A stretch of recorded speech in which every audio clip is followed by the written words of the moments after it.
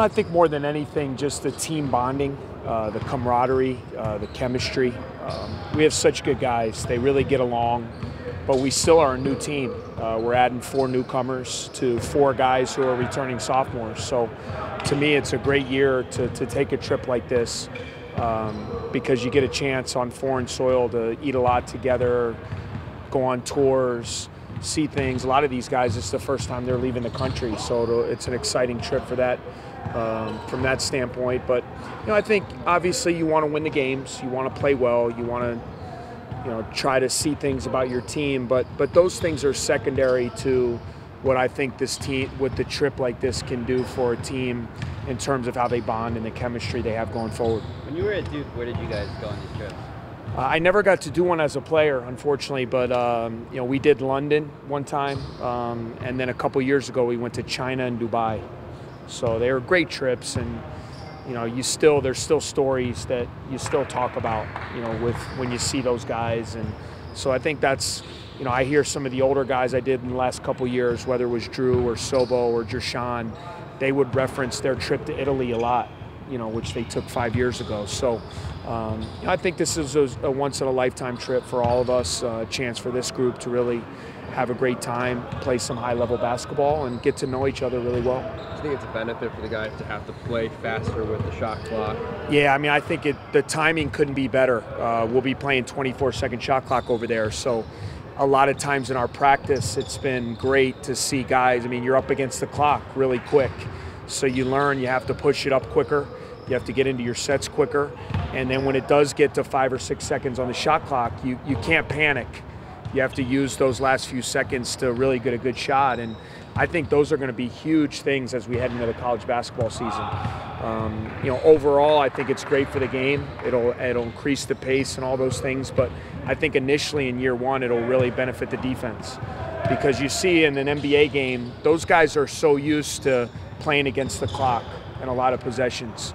And this has been new for our guys this summer. All of a sudden, they make a couple passes and you're inside 10 seconds. And you got to have poise. You got to try to be able to manufacture something late and conversely be able to defend late in the clock. And I think those are going to be 2 things hopefully we can gain from this trip. Are you guys putting anything in defensively to take advantage of the left shots? Yeah, we've been experimenting with some different defenses. We've been putting in some different containment presses, some, mixing some zone. That's what I think this time is for. Let's take a look at some things and try to make teams use clock, try to make them get against the shot clock, and see if you can rattle them a little bit. I think you're going to see a lot of teams doing that, and we have been practicing that, and those are things that I'll tinker with over in Spain and see what looks good to us. You mentioned the bonding. How important are all these extra practices for a young team? It's big, just from the standpoint of the amount of time we get these guys throughout the year is short. We get a couple hours a week in the summertime. I know Coach Fitz is always jealous, though. He's always mentioning how I get more practice time than him, so I shouldn't complain too much. But having the 10 practices where you can really work on your stuff, take a look at some different lineups, tinker with offense, defense, especially when it's still August. I think it's really beneficial. And you see a lot of times, and I hope this rings true with us, you see a lot of times that teams, it gives them a little bit of a head start at the beginning of the year because they're able to play some games and put some offense and defense in that where some of the other teams maybe are trying to find their way in November, December. So, we've earmarked that time as a real key part of our season. So hopefully this trip will help us be able to get out of the gates and play well early in the season. Chris, you see your Trey, and he's talking about the NBA is something he's striving for. How do you see him working toward those goals? What can you expect from him? Yeah, I want all our guys to strive to be players and NBA players. And, Trey's been a guy the last 2 years since I've had him. He's gotten better each year. No one works harder on their game. There's an added maturity to him through time. He's married now. He's in grad school. You just sense he's a man, and it's nice to have that on the team. He's able to, obviously he's going to be a big scorer for us, and that's going to be a great role, but he also is going to have some ball handling duties as well, which I know he was anxious to add to his game and have a chance to maybe have the ball in his hands, bringing it up a little bit. So I think you'll see him in that role a little bit as well. I think with all the guys, I think they're really focused on, even though they all have individual goals, I think our main goal right now is trying to be the best team we can be and try to win. And I know that's a big goal of his. This is his last go-around. I've talked about it a lot. Even though we're a young team, I would like for all of the younger guys to have the same sense of urgency that I know Alex and Trey and Joey are going to have as seniors this year.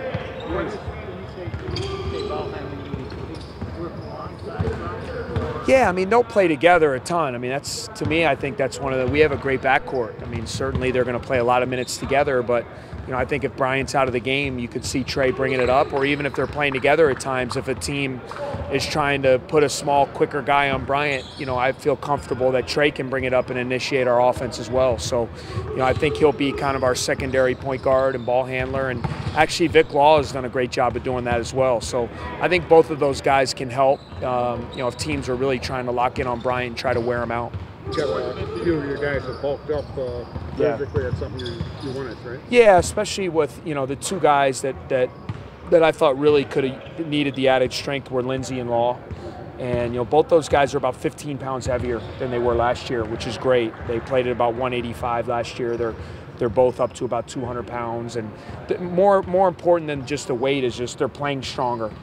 When they're making moves, they're not getting bumped in off their cut and losing their balance, and the added strength can be a big confidence boost for a player. And even Bryant, at the end of the last season, he got down to about 170 pounds, just the wear and tear of the season. He's at about 185 now. So I feel really good.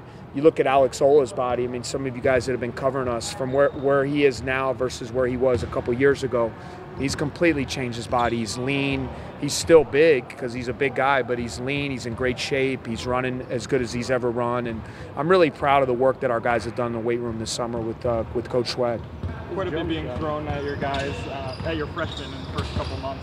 What have you seen from them and how have they responded? Well, the good thing is they're normal freshmen. Their heads are spinning on a daily basis just because you can't replicate coming to college and what the intensity is every day. That being said, I mean, all three of them come from outstanding high school programs where, they were run more like colleges. Jordan Ash at St. Joe's with Coach Pingatore. Aaron Falzone, went to Northfield Mount Herman up in Massachusetts, is one of the top prep schools in the country as a great high school coach. And Derek Pardon was the state champion in Cleveland, an outstanding coach as well. So they came in with a good base, which is very helpful, because you're going to be a little bit knocked back by the speed and the intensity. And then if you add not having knowledge of kind of the terminology and things like that, it can be a real problem. And fortunately for those three guys, they've come in with a good IQ, a good base, and all of them have done a really good job. They've had their ups and downs, but I don't think there's no reason why all three of them can't really help us this year in different ways. Ray was saying that at the end of the year he wants this to be a year they can look back on 10, 15 years down the line, but he's also staying in the day-to-day, not thinking ahead. Yeah, it's something, there's no question, as we're getting better, it's good. People are excited about our team. They think we have a chance to do some things, and I like that. I mean, I've never been one to shy away from expectations. I think it's good, but that being said, it can be a distraction if the players allow it to be. So, the thing we've tried to focus in, we have goals for ourselves. We want to be a team that's talked about in March, to have a chance to do something. But to do that, you can't skip steps along the way. And it's August right now, and we don't talk about March. We talk about what we're doing for this Spain trip. And I think teams can really hurt themselves if they get too far ahead of themselves and what they want to do down the road. And what happens is then you stub your own toe, and then there is no discussion that time of year. So I'm excited about the talk about us being a team on the upswing and having a chance to be good. But like I tell our guys all the time, to me the word upside and potential, the only thing that means is you haven't done anything yet. And I want that to keep, even though it's exciting to hear positive things, we have a long way to go and we have a lot to prove, and I want these guys to come to the gym every day, trying to get better, not only individually but as a team. Do you think the non-conference schedule is not very strong, could be an impediment? Well, I mean, to say it's not very strong, you might not say it's strong from last year, but we don't know how strong it's going to be. I mean, you don't know how strong it's going to end up being. Last year when we played North Florida, I don't think any of you guys thought that was a great game, and they won 25-something. They were an NCAA tournament team. So you just don't know. how strong the schedule is going to be. You know, we still have a young team. We've tried to mix some games. We have 3 road games, to me, that are going to be very challenging, playing at Virginia Tech, at DePaul, and then the 2 games in Kansas City. I mean, those are road games. So if you play Kansas State or Missouri in Kansas City, that's a road game. Roy Williams coached at Kansas for a long time. That's a road game. So I mean, those are 4 true road games for us that I think are going to be very difficult games. And the rest of our games are going to be home games against, you know, teams from different conferences and different styles, and we need to learn how to win. So I've said it all along. If you want to be a team at the end of the day, you got to win in November and December. And you know, with the way our conference is going to be, you guys are the one that's going to be the strongest the Big Ten has ever been. So when you look back on our body of work, I probably look back, there's going to be a number of high-profile games throughout the year. And you know, I think our guys are going to be excited about it. And what you do is you take each game as it comes. I mean, I learned that my first year. I opened up the schedule and tried to look at the whole body of work, and I got sick to my stomach. So you know, right now, you know, you got to take things as they come. We tried to do a good job of balancing the kind of team we had, the schedule we have, with some home games, road games, and the best we could to try to prepare ourselves mentally and physically to get ready for the conference. Do you think any of those old feelings are going to come back when you play North Carolina? Is that blood going to be boiling? I've had a lot of battles with those guys, so it's a great game for us to play. I mean, a lot of people have them one or 2 in the country. So for me to have a chance to play a team like that early in the season, Coach Williams is someone that I've competed against a lot. I know what a great coach he is. I know the magnitude of what that program's all about. And obviously, we're all human. If you get a chance to play one of those elite traditional programs, you know, your heart races a little more, your blood boiling a little more. And you know, being that I was in their backyard for about 20 years, obviously it'll be a great game to play.